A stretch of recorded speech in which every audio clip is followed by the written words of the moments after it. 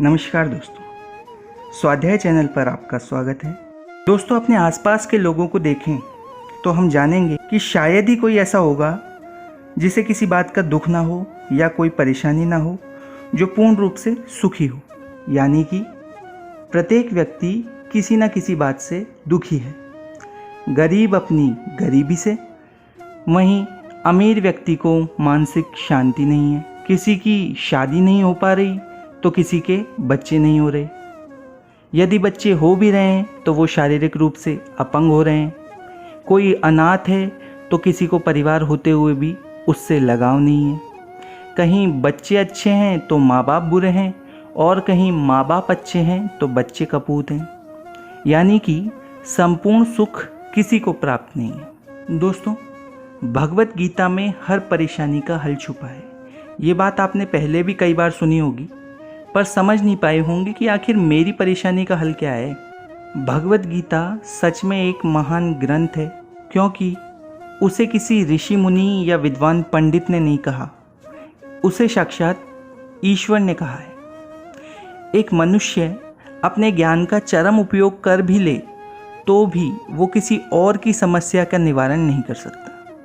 हाँ, अपनी बुद्धि से उसको सुझाव जरूर दे सकता है, लेकिन उसकी समस्या सुलझा नहीं सकता। ऐसा इसलिए होता है क्योंकि वो खुद भी एक इंसान है, एक मनुष्य है, और उसी भीड़ का एक हिस्सा है। इसे यूं समझें कि चींटियों का एक दल किसी मरे हुए टिड्डे को घसीट कर अपने बिल के पास ले जाना चाहता है।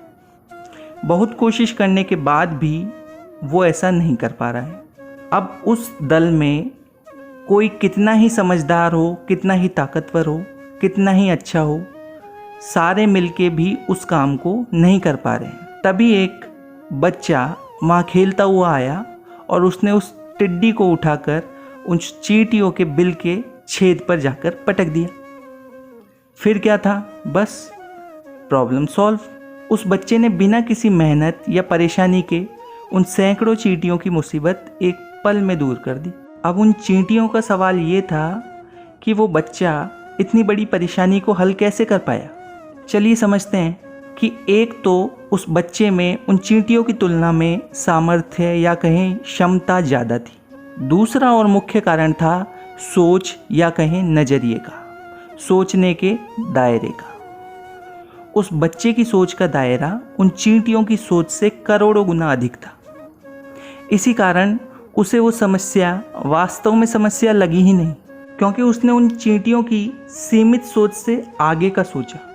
दोस्तों, इस संसार में हम उन चींटियों की जगह हैं और ईश्वर उस बालक की जगह। इसे एक और उदाहरण से समझें कि मान लें आप किसी भूल भुलैया पार्क में फंस गए। आप बहुत कोशिश कर रहे हैं लेकिन उससे बाहर नहीं निकल पा रहे, आपको रास्ता मिल ही नहीं रहा। आप बहुत परेशान हो गए हैं। आपने आसपास जो पार्क में फंसे हुए अन्य लोग हैं उनसे भी सहायता मांगी। सभी ने अपनी अपनी बुद्धि के अनुसार आपको रास्ता सुझाया, लेकिन फिर भी आप उस पार्क से बाहर नहीं निकल पा रहे हैं, बल्कि पहले की तुलना में अब ज़्यादा उलझ गए हैं।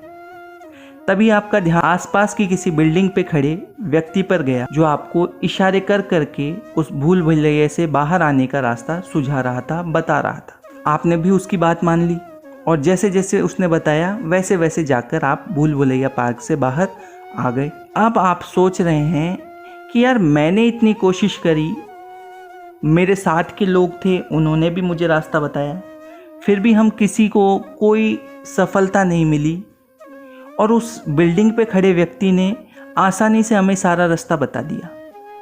ऐसा क्यों? दोस्तों, जवाब फिर से वही है, नज़रिए का, सोच का अंतर। दोस्तों, जब आप पार्क में थे तो आपका नज़रिया बड़ा हो ही नहीं पा रहा था। आपको आसपास कुछ समझ नहीं आ रहा था, कुछ नहीं दिख रहा था। यही स्थिति आपके साथ में जो खड़े थे, आपके साथ जो उस पार्क में फंसे हुए लोग थे, उनके साथ भी था। उनका भी नज़रिया सीमित था। वहीं बिल्डिंग पे खड़े व्यक्ति का नज़रिया बड़ा था। उसे सब कुछ साफ साफ और हर तरह से दिख रहा था, हर पहलू पे उसकी नज़र थी, इसलिए उसका सुझाव असरदार रहा। दोस्तों, यहाँ भी पार्क में फंसे हुए लोग हम हैं और बिल्डिंग पे खड़ा हुआ व्यक्ति ईश्वर है। दोस्तों, मनुष्य को अपनी ही समस्या बड़ी लगती है। इसी कारण प्रत्येक मनुष्य एक दूसरे को सुझाव तो अनेक दे देते हैं, लेकिन समस्या पूर्ण रूप से कोई सुलझा नहीं पाता, क्योंकि सभी की सोच सीमित है और लगभग एक जैसी। आज के समय में आप अपनी समस्या लेकर कितने ही बड़े साधु, सन्यासी, संत या पंडित के पास चले जाएं, वो आपको उल्टा सीधा सुझाव देकर तुरंत अपनी फीस वसूलेगा।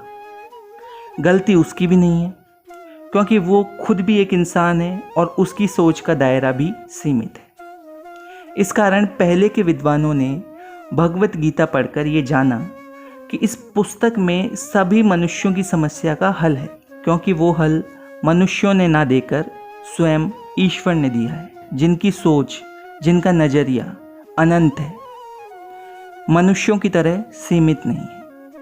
दोस्तों, वीडियो अच्छा लगे तो लाइक करें, शेयर करें, सब्सक्राइब करें। धन्यवाद।